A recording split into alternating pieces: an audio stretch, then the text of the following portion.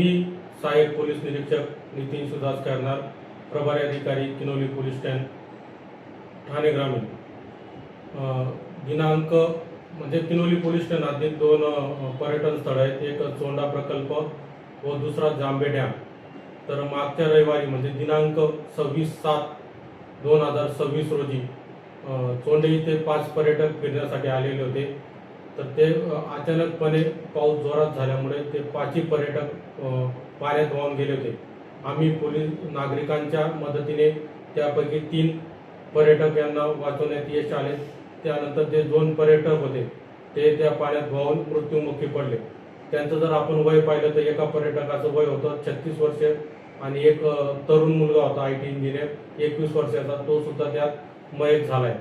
तसेच दुसरी घटना त्याच दिवशी जांभे डॅम इथे नेनार नदी त्या ठिकाणी एक वर्मा कुटुंब आलं होतं। ते वर्मा कुटुंब पाण्याच्या नदी किनारी फिरत असताना त्यातील एक 47 वर्षाचा व्यक्ती त्या पाण्यात फिरण्यासाठी गेला असता त्याला पाण्याचा अंदाज न आल्याने तो सुद्धा त्या वाहून मृत्युमुखी पडलेला आहे। तसेच आज दिनांक 2/8/26 रोजी सुद्धा तशीच घटना झाली। एक मुंबई पवईतील 30 वर्षाचा पर्यटक आला होता व त्याच्यासोबत 20-25 लोक व त्याची फॅमिली होती। त्याने तो सुद्धा ट्रेकिंग करण्यासाठी गेला असता तो त्यात पाण्यात पडून मयत झालेला आहे। तर त्या अनुषंगाने माननीय जिल्हाधिकारी सर ठाणे ग्रामीण तसेच माननीय तहसीलदार शहापूर विभाग यांनी आदेश काढला आहे की चोंडा प्रकल्प व जांभा डॅम हा पर्यटनासाठी बंद केला आहे। त्याबाबत पोलीस दल व महसूल दलातर्फे विविध ठिकाणी बोर्ड लावण्यात आलेले।